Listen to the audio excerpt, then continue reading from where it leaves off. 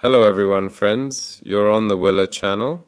Today I will show you how to enable Minecraft Bedrock RTX. To do this, go to the marketplace as the first option. Yes, here we write RTX, go to any map. Yes, let's say this one. And here we will have RTX available as we know. Well, just in case, I'll show you respectively when we entered this world. Click on settings, graphics, scroll to the very bottom and select racing here, and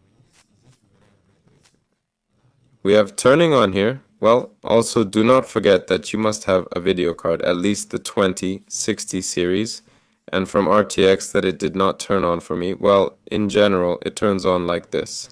So in order for RTX to work in the normal world, go to the search, write RTX for vanilla, for Minecraft Bedrock Vanilla, and here, respectively, go to the first site, and here is Vanilla RTX. Yes, it can be downloaded from here somehow.